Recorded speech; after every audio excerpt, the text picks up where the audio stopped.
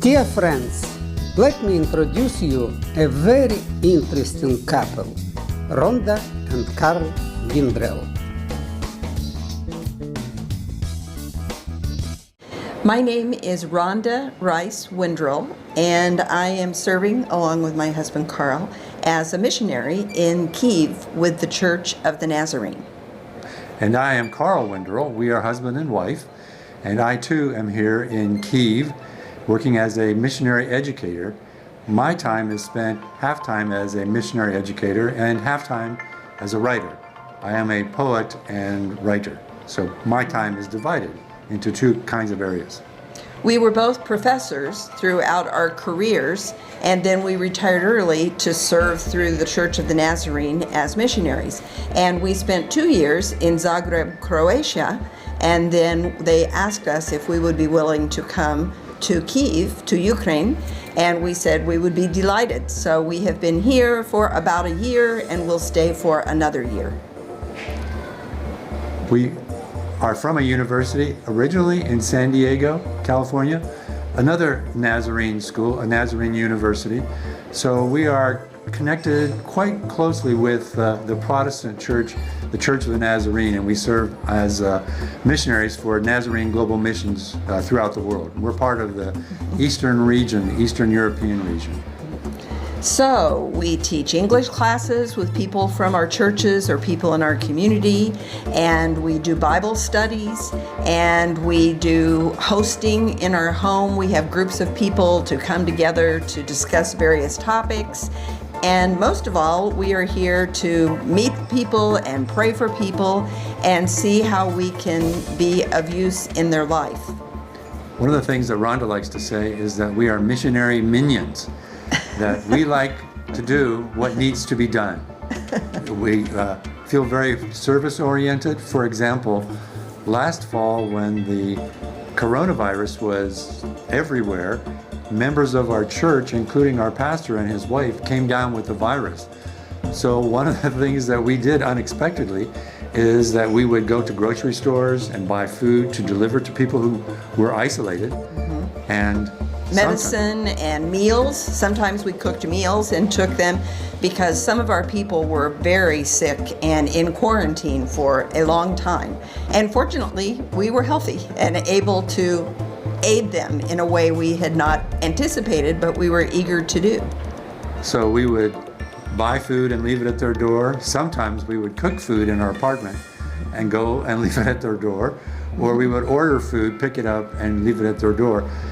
It was, in the United States, we have a program called Meals on Wheels, where people buy food and groceries, and they drive in their car to someone's house and they take the food. But we don't have a vehicle here, so this was more like Meals on Feet, or Meals on the Metro, or Meals on the Tram. And that was one of those unexpected ways that we could serve in a way we didn't know. No one told us before we came to Kyiv that that's what we would do. But we'd like to think that we are open to opportunity. Just like sitting here talking and sharing our story, that's an opportunity we hadn't really thought of. And we're happy to be here with you, Nikolai, and find out some about you and tell you about us. We're surprised how almost every day a door opens. We pray in the morning that the Lord will give us wisdom about what He would want us to do with our time today. And almost every day we meet a new person, and there is a way that we can somehow be involved with them or be of service to them or begin a relationship or a friendship with them. So that has been a wonderful thing. And we've only been here this time for 2 weeks. We were here all of last fall. And then we just came back. We went home to be with our kids for Christmas, and then we just came back 2 weeks ago. So we've had lots of adventures already in just 2 weeks. For example, last Friday night, we went to a play at the Pro English Theater, a theater that specializes in actors and actresses who want to be actors, but also want to practice their English. So we went to found a very difficult place to find the theater, and of course in the conversation beforehand the students, the actors and actresses, and the director came over to us and were talking with us, and they were so surprised that we live in California We come from San Diego, one of the most beautiful cities in the warmest cities in the country. United States. And they said, "Why are you here?" And it's like the perfect question to tell them that we are here to be missionary educators, to work in the city, to work with people, to do the kinds of things we can that will maybe make someone's life a little better, a little easier. And of course, they want to practice their English, which is, That's good. for us. We don't get to practice our Russian or our Ukrainian, but we have the opportunity to share what's on our hearts and what's in our lives and some of the things that we do. Yeah. And then we went, following that, they had a storytelling gathering for people to come and practice their English by telling stories. So they insisted, even though we don't need to practice our English, they insisted that we tell stories.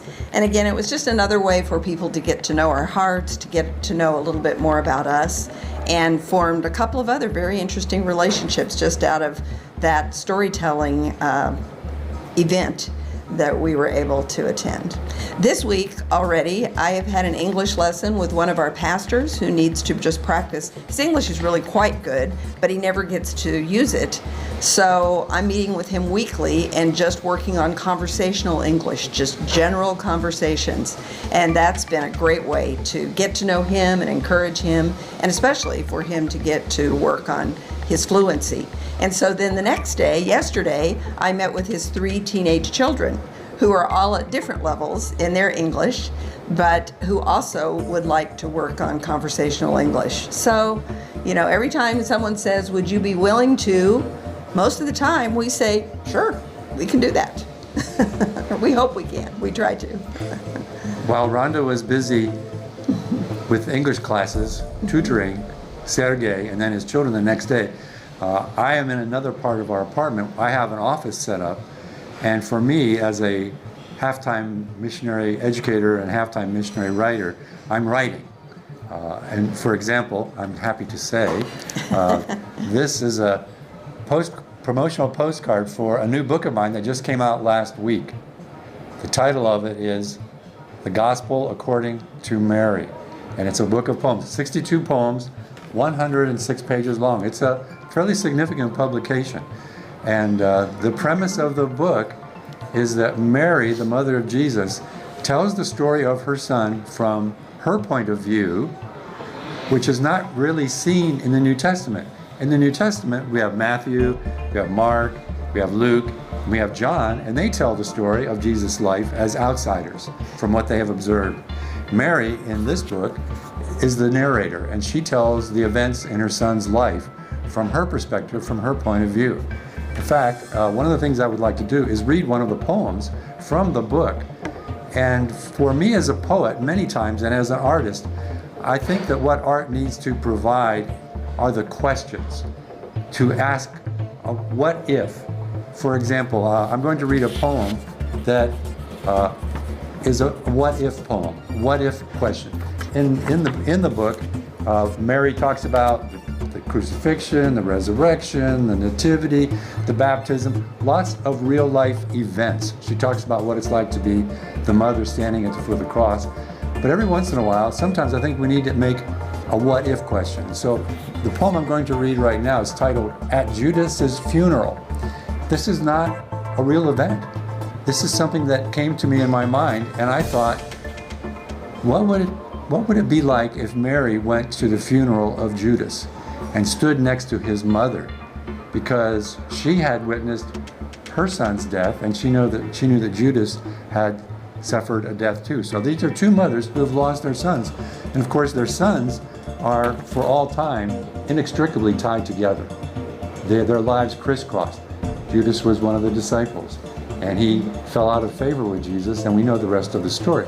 So what I wanted to do was say, what would it be like if Mary and Judas's mother stood together at the grave? So this is a what if. This is me. I have a PhD in creative writing from New York University. And so one of the things that I have learned to do is to use my imagination. Rhonda will tell you I have a pretty active imagination anyway. So this is the product of my thinking, what would it be like? So this is the poem. And I wanted to mention, many of the poems are contemporary. So it's as if Mary is a contemporary person thinking about the life of her son. her son Jesus. So they're not all in Bible days. No. And this idea of these two women at a funeral is probably a more contemporary situation, but still one that might have involved Mary's heart. So the title of the poem is At Judas's Funeral. And this again is Mary's voice. You hear my voice, but she's the speaker here. So, by his mother I stood unalone, as the mother of mothers, while the others, draped in black, gaped at my Monday morning blue. In grief united, as are our boys eternally, on this so fair and foul a morn, whence in unison once below, and on earth, him now lies, that he might rise, as it is in heaven, so that at his grave, where our mother's tears, mine slid down my other cheek, water the dirt.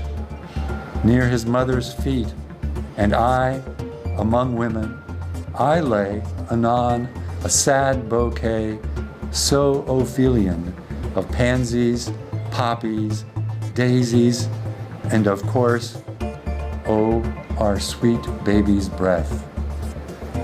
The poem is only one page, as you can maybe see here. And in the poem, I tried to also work in not just ideas from the New Testament story of Judas and Jesus, but there's a reference there to Ophelia. Ophelia was the girlfriend of Hamlet, and as you might know if you're familiar with that story, she too commits suicide, which is part of the sad tale of Judas and the way that he could not confront his guilt. But before she died, she brought flowers to give to the rest of Hamlet's family. And so the flowers that toward the bottom of the page are the same ones that she leaves. But at the very, very end, the last flower that Mary references is called baby's breath.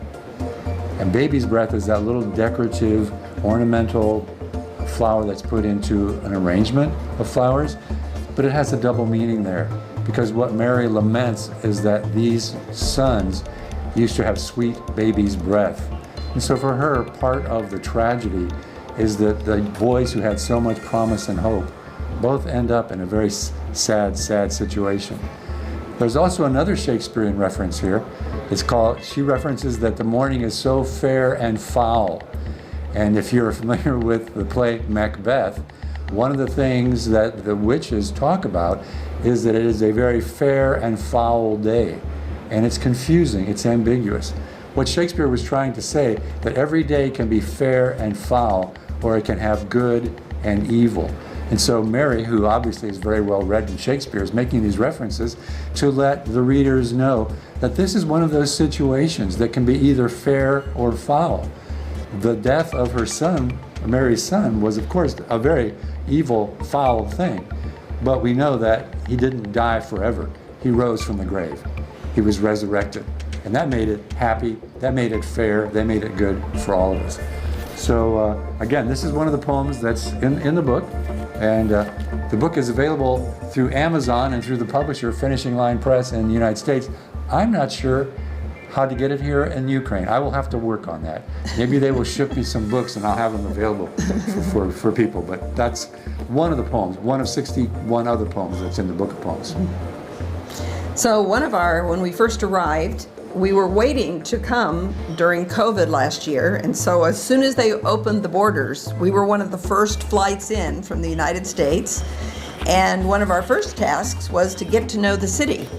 And it was a little difficult because things were locked down. So there were certain things open and certain things not, but the metro was still available on a limited basis. They were making sure only people were seated and we wore masks, but that was fine. So we spent a lot of time walking our neighborhoods, walking in a grid all over the city of Kyiv. And that was a great way to meet people and most of all, to understand the city and a little bit of the culture a little bit more. We speak very little Ukrainian. We had studied Croatian, thinking we were going to be in Croatia for a longer period of time. But the good news is many words are similar. since they are both Slavic languages. So that helps us a lot because even though we use Google Translator a lot and we don't know as much Ukrainian as we would like to, and had we known, we would have studied Russian because people here said, no, we speak Ukrainian, now you should study Ukrainian. But what we discovered is that everyone also speaks Russian, and that a lot of older people do not speak Ukrainian. They do not understand Ukrainian as well. But anyway, we've been delighted with how many people are very fluent in English and eager to help us if we get stuck. We can almost always find someone in a grocery store or in a restaurant, someone who will help us with language when we feel like we are stuck. And someone who wants to practice with a native speaker. Yeah, sometimes. So we are almost 24/7 American English tutors wherever we go. So people who are comfortable to speak English. Our friends are not surprised that we are here in Kyiv. They're not surprised that we lived in Zagreb for 2 years. A little more about our background is that even though we were both university professors at Point Loma Nazarene University in San Diego, one of our assignments was every fall to take a cohort, a group of students from our university, 20, 21, or 22, and go to London and live every fall with them for almost 4 months. So for us, living overseas is really quite second nature. It's something that we do, something that we feel pretty good about, and we're very comfortable. Rhonda is much more comfortable and confident than I am. I say that I carry the bags and I try to keep up with her. But we both felt that we've been blessed in our education and in our profession as university professors to be given the opportunity to live overseas and work in a way that helps people. While I'm talking about living overseas, we also were missionaries to Japan for 1 year. We were commissioned to teach at a Christian college in Japan for a year. And we took our kids were 4 years old, 7 years old, and they went to all Japanese schools. They were the only students who spoke English. They of course picked up the language better than we did. We had studied it for about a year and a half or so before we left, but our children were just young, so they picked it up right away. And no one at their school spoke English. Yes. So it was complete immersion for them. I mean, we would have a friend come in once in a while and translate a few things from the teacher to us or from the teacher to the kids, but most of the time they took all of their cues from the Japanese language and they became very fluent, very fast though. While we were there, we traveled throughout Japan. In fact, one of the jokes among our Japanese friends is we would go away for a weekend or a week and we would come back, and when we told them where we had been, they would look at us and say, I don't know of any Japanese person who's been there. Because we were going to the very farthest, most reaches. We had a couple of great books that, off the beaten track kinds of books that told us about these amazing, hard to find gems in the country. So they were not the normal tourist places. We stayed in a monastery with monks up on the top of one of the sacred mountains. Matsumoto. That was the Matsumoto Wells. Okay. And anyway, we did a number of things that our Japanese friends had never heard of, really. I mean, after we mentioned it, they went, oh, I've heard of that, but I don't know anyone who has been there. So we've had some very unique and exciting adventures as part of our mission work and teaching work also. And one of our more unusual, although these might seem unusual to you, is that one of our assignments was we traveled around the globe with the Semester at Sea program.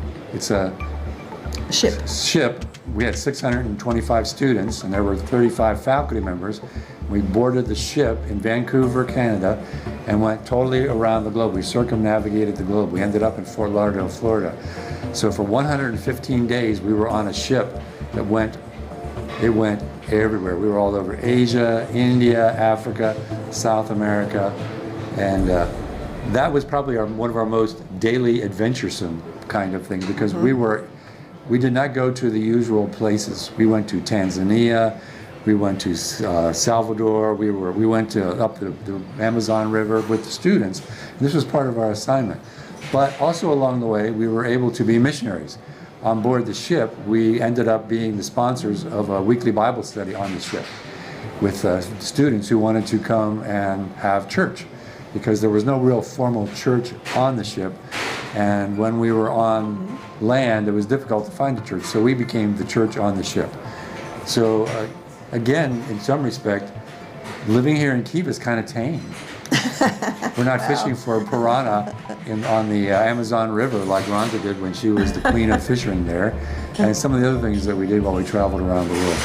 But every day is a new day. Every day is an adventure. It's an opportunity. We just never quite know what to expect. So we're open to things like sharing our story and letting you know a little bit about us here. And the churches that we work with, we have 9 churches of the Nazarene in Ukraine. We have 3 in the Kyiv area, maybe 4, I know of 3. And the one that we attend is First Church of the Nazarene here in Kyiv, and that's our largest church. But the services there are principally in Russian, sometimes in Ukrainian, occasionally, but mostly in Russian. But many people there speak English, so someone always translates for us, which is great. And then also on Sunday, we are involved in the Anglican Church, Christ Church Anglican Fellowship, which meets at the Good Shepherd Lutheran Church on Lutheranska. And it's an ecumenical service. Several of us are Nazarenes, several are Catholic, a couple are Anglican, a couple of Baptists, but they are all English-speaking people and some Ukrainian actually also in the area, who come together at 3 p.m. on Sunday afternoon for a church service. And then once COVID is past, we have other activities that have been stopped for now, but that eventually we will start again. So sometimes Carl speaks, sometimes I speak. We both are involved in different aspects of the service. Part of what I think has drawn us to be either mission or servant minded would have to be probably our parents and grandparents and our upbringing. Rhonda's upbringing is a little more traditional, I think, in some respects for how she grew up. Her father was a minister and was an administrator for the Church of the Nazarene. I was raised in a single family home. My mother was a waitress. But we both, from the early age, became involved, engaged in the church. I, for example, when I was a baby, I was christened in the Polish National Trinity Catholic Church and baptized in the Church of the Nazarene. So the fact that, and I grew up attending both Catholic Mass and worship services in the Church of the Nazarene. So some people will then, when they know my background, they're not surprised that I have this experience and this exposure, to both Catholic and Protestant, and writing about a woman who, ironically enough, is a Catholic icon, but she's also a Jewish mother of the Son of God. So the book of poems written by a hybrid Protestant Catholic reflects my background, reflects my interests, reflects something of how I was raised. And my background, I have a PhD in theater, so I was a theater director for all of my academic career. But after directing about 120 productions, I was ready to close the book on that part of my life. I enjoyed it. It was a great privilege. I loved everything about it, but it was exhausting. So I was happy about 4 years ago to end my directing career, and that was the time we started to transition to looking at opportunities to serve in missions. Like I mentioned, my PhD is in creative writing, which means I'm a writing guy.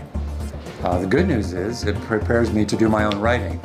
The bad news is that as a writing specialist on the university level, much of my time was spent teaching writing, which is something I really feel like I was very good at and I enjoyed, but much of the writing that I was teaching was first-year writing, was freshman writing, teaching composition, essay format, which was a good calling. It was a ministry itself. But when we decided to move on, I decided no more papers. I had read thousands and thousands of papers, and some of them were also research papers. And I became a specialist in a variety of areas, in criminology and on gun control and on psychological problems that people have and the social strata. Whatever his first year writing students wanted to research and write about. So a limited specialist. Yes, yes. From their viewpoint. I wanted them to write about what they wanted to write about, what was interesting to them. I did not make assignments to them. So their interest area was what I wanted them to write about. I wanted them to be enthused about what they wrote. I was more interested in how they wrote. I was teaching them how to write. So subject matter was not that important to me, but to them. So I learned to become, as we were talking about before, a jack of all trades in education. I knew a lot about sociology and about psychology and about science and mathematics and history. Gun control and history. I would have liked more papers on Hamlet, but that's not. I did not want to assign those. So. And he is doing a creative writing workshop in about a month for some friends of ours here who are writers, and has done that. He did one in Sweden. He's done that a number of times. So he does grade a few papers, or at least he reviews. Read them. He reads them and reviews them, but now more in a creative writing view. I see myself as a writing coach, like some people have a tennis coach, or they have a trainer for running a marathon. I feel like as a writing specialist, what I do is I give tips. You know, I say, what if you decide to do it this way? What if you change this and try this approach? So again, even during the creative writing workshop that I'll be doing in about a month, I'm still doing the coaching, but I don't miss the paper grading. I don't miss the thousands of essays that I wrote. It was a mission, it was a ministry, but I've shifted my ministry a little bit now. And besides acting and directing and musical theater, a variety of, pretty fun topics, I also taught public speaking. So we were surprised often at how the topics overlapped. I would listen all day to persuasive speeches on some topic and come home, and Carl had just read 3 papers on that same topic. So our lives did topic-wise continue to overlap a lot. One of the things that, getting back to the book, I talked to you about being christened in the Polish National Trinity Catholic Church and the Church of the Nazarene, raised by my grandmothers, one Catholic and one Protestant.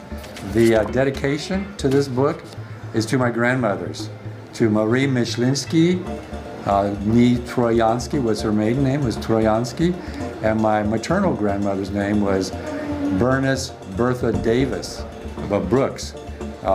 And so in the dedication to them, I mentioned them, and after the dedication, I said simply, who would be pleased? I think that the fact that they're both, I assume in heaven, they've gone on to a better reward than they had here, that somehow if they knew what I have done here with what my religious formation was, then I think they would be pleased. And I think that's probably one of the legacies that we all have to our children and to our children's children. One of the minor disappointments I think that we have serving here in Croatia is we're not around our kids and their kids as often as we might like. We visit them in upstate New York, which is where they live, in the small town of Corning. Our son and his 3 kids, and our daughter and her 3 kids. And so they get to spend time together, but our time with them is by Skype. We Skype with them 2 or 3 times a week. And so we're still involved with their lives, but we're not daily making the impact. And at some point we will stop being world travelers and gallivant. We'll spend more time in their lives.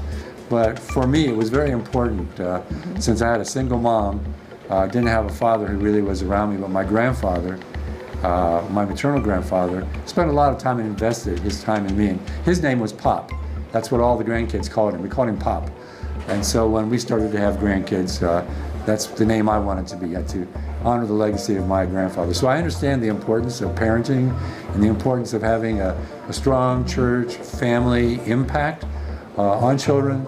In the Bible it talks about raise up a child in the way he or she shall go, and that is the way they will go eventually. They will follow that path once that path has been laid out for them.